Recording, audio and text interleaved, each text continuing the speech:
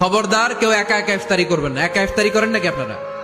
আল্লাহর হাবিব সাল্লাল্লাহু আলাইহি ওয়াসাল্লাম বললেন, কেউ যদি কাউকে ইফতারি খাওয়ায়, যিনি খাওয়ালো উনি রোজা রেখে যেই সওয়াব, খাওয়ানোর কারণে ওই সওয়াব। সাহাবারা বললেন, ইয়া রাসূলুল্লাহ, ইফতারি খাওয়ানোর মতো পয়সা তো আমাদের নাই। আল্লাহর হাবিব সাল্লাল্লাহু আলাইহি ওয়াসাল্লাম বললেন, ওয়ালাউ বিশারবাতি মা, যদি এক ঢোক পানি দিয়েও ইফতারি খাওয়া তবেও এই সওয়াব পাওয়া যাবে।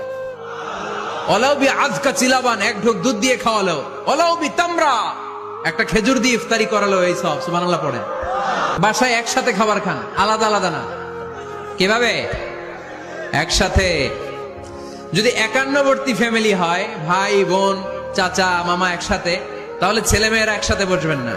ছেলেরা সবাই একসাথে, তাদের খাওয়া শেষ, এরপরে মেয়েরা সবাই একসাথে। আর যদি নিজের ফ্যামিলি, স্বামী স্ত্রী ছেলে মেয়ে, তাহলে সবাই মিলে একসাথে খাবেন। খাবেন কোন হাতে? বাম হাতে নাকি? আওয়াজ করে কোন হাতে?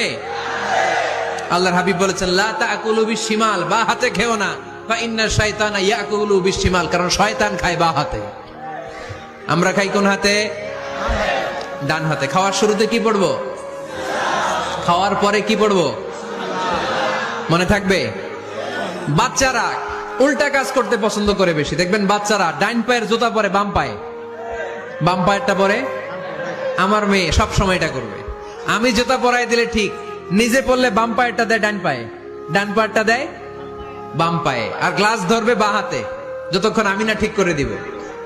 এবং বিসমিল্লাহ বলতে ওরা ভুলে যায়। বারবার স্মরণ করিয়ে দিবেন, বারবার বারবার। এখন ওর মস্তিষ্ক নরম আর উর্বর, ভেরি ফার্টাইল ওদের মস্তিষ্ক।